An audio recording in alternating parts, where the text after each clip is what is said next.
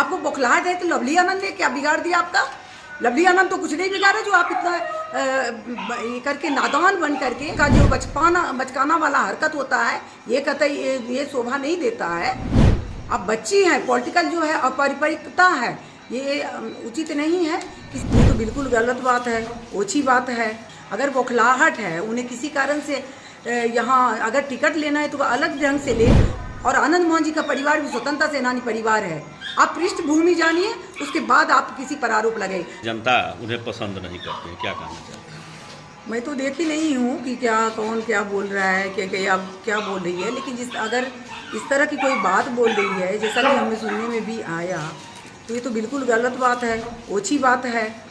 आप शिवहर की जनता को कह रहे हैं और गलत ये आरोप प्रत्यारोप नहीं करना चाहिए। अगर बौखलाहट है, उन्हें किसी कारण से यहाँ अगर टिकट लेना है तो वह अलग ढंग से ले।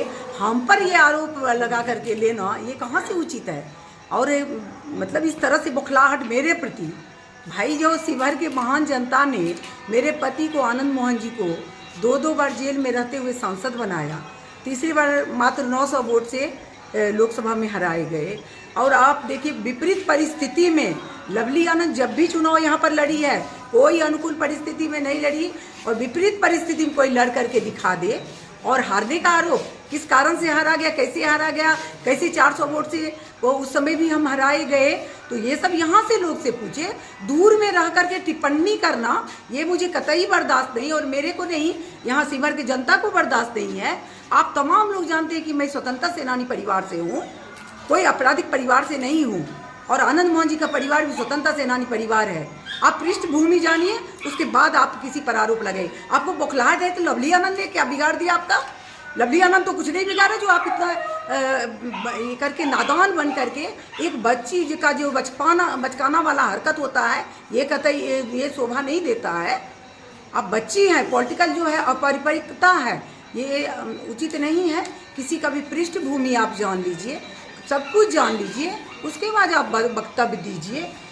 तो हम तो देखे नहीं हैं, लेकिन जैसा कि आप लोग बोल रहे हैं, चेतन जी भी यहाँ से, हाँ, यहाँ तो चेतन जी जो है मेरा बेटा है, 40,000 वोट से लोगों ने जिताया है। यहीं के महान जनता ने, शिवहर के महान जनता ने, कैसे शिवहर के लोग हमें नकार दिया है?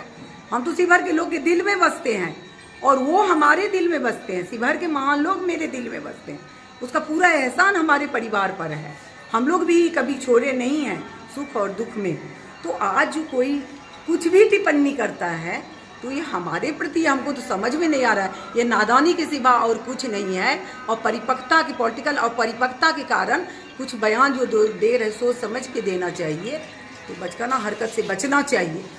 हाँ, ये लो मुंह मीठा करो, आज मैंने अपना जॉब छोड़ दिया, अब हम पूर्णिया वापस जाएंगे। जॉब छोड़ दिया है?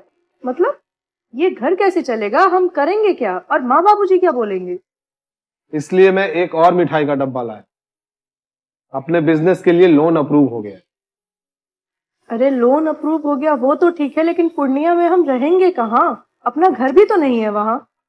इसलिए तो एक और मिठाई का डब्बा अलग से लाया हूँ। हमने पूर्णिया में घर ले लिया है, पूर्णिया के ई होम्स पैनोरमा में। पूर्णिया में पैनोरमा ग्रुप लेकर आए हैं ई होम्स पैनोरमा। बड़ा घर, आलीशान जिंदगी और अत्याधुनिक सुविधाओं के संग। अरे अरे, अब क्यों मुंह मीठा करवा रही हो? क्योंकि हम घर वापसी जो कर रहे हैं। घर वापसी की खुशी पूर्णिया में ई होम्स पैनोरमा के संग। ई homes panorama, luxurious lifestyle redefined.